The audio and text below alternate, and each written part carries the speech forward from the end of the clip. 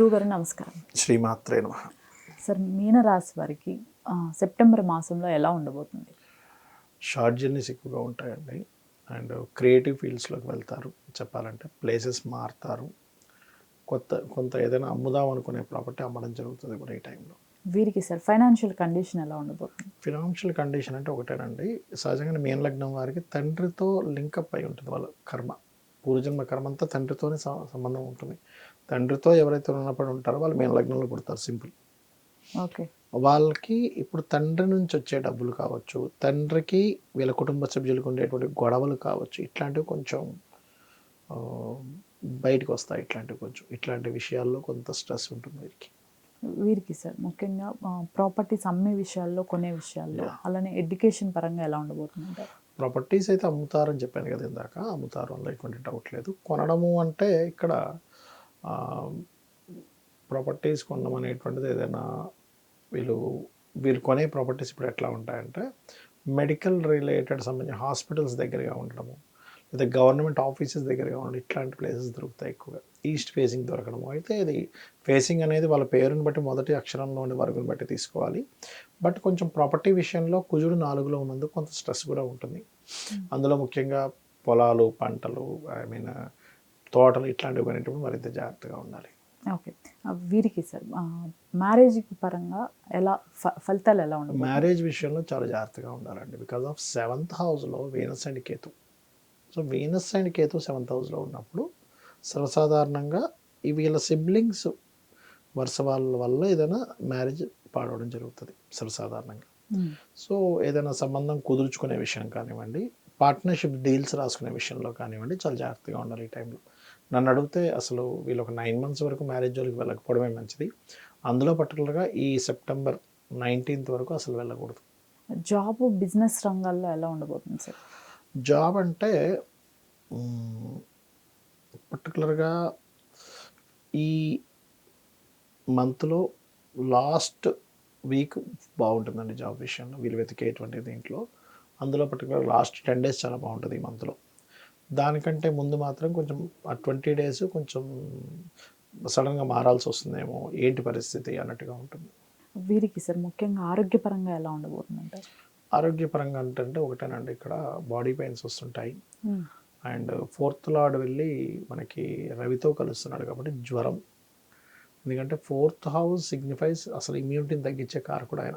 మామూలుగా 6th house చూస్తారు, but 4th Lord ఎప్పుడైనా సరే ఇబ్బంది వచ్చింది అంటే అది ఇమ్యూనిటీని తీసుకెళ్తూ ఉంటుంది. సో జ్వరాలు ఎక్కువగా వచ్చే వాళ్ళు కొంత జాగ్రత్తగా ఉండాలి. అండ్ ఈ ఒక్క జాగ్రత్త తీసుకుంటే సరిపోతుంది. కొంచెం హార్ట్ ప్రాబ్లమ్స్ ఉండే వాళ్ళు కూడా కొంత జాగ్రత్తగా ఉండాలి, ఎందుకంటే 4th house మార్స్ కదా, అందుకని.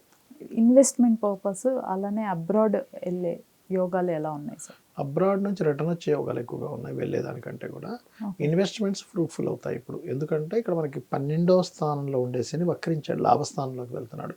అంటే ఇన్వెస్ట్మెంట్ కారకుడు లాభంలోకి వెళ్తున్నాడు. సో ఇప్పుడు చేసే ఇన్వెస్ట్మెంట్స్ లేదా గతంలో చేసిన ఇన్వెస్ట్మెంట్స్ కొంతవరకు ఇప్పుడు సక్సెస్ఫుల్గా ఉంటుంది. కాకపోతే అది మరింత మీకు బాగా రావాలంటే శుక్రకేతు గ్రహాల దగ్గర దీపారాధన చేసినట్లయితే బాగుంటుంది. ఇంకోటి ఏంటంటే వీళ్ళకి ఏలినాడ్సిన ప్రభావం తగ్గింది వక్రగతి వల్ల. ఓకే. అది సో అందుకనే దానికి సపోర్ట్ ఉంటుంది ఇప్పుడు. ఈ రాశి వారు సార్ ముఖ్యంగా తీసుకోవాల్సిన జాగ్రత్తలు, అలానే వాటికి పరిహారాలు ఏంటి సార్? వివాహం విషయంలోనే మెయిన్గా జాగ్రత్త తీసుకోవాలండి. వివాహం అవ్వట్లేదు ఎంతకాలమైనా అనుకుంటే కనుక ఓం కామేశబద్ధ మాంగళ్య సూత్ర శోభిత కందరాయ నమః చేసుకోవాలి, ఖచ్చితంగా అవుతుంది. అండ్ అలాగే శుక్రవారాలు, మంగళవారాలు ఓకే చేయకూడదు ఏ సంబంధం కూడా, ఈ జాగ్రత్త తీసుకోవాలి. అయితే కొంతమందికి వారి రాసులు ఏంటి అనేది తెలియదు. గోచారం ప్రకారం వారికి ఎలా ఉండబోతుంది అంటారు? ఫస్ట్ ఆఫ్ ఆల్ అమ్మ మనకి అంటే మన వీడియో ఇంకా మనకి శ్రావణ మాసంలోనే రిలీజ్ అవుతుంది కాబట్టి చెప్తున్నాను. ఇప్పుడు ఎట్లాగో శ్రావణ శుక్రవారాలు వస్తున్నాయి. శుక్రవారాలు చేసేటప్పుడు ఫస్ట్ ఆఫ్ ఆల్ శ్రావణ మాసంలో మనం అమ్మవారి పూజ చేసేటప్పుడు అమ్మవారి అష్టోత్తరాలకు అర్థం తెలుసుకోవాలి. ఎప్పుడు కూడా ఆ అర్థం తెలుసుకొని చేస్తారు అమ్మవారు ఇంత గొప్పదాని అర్థం అవుతుంటుంది.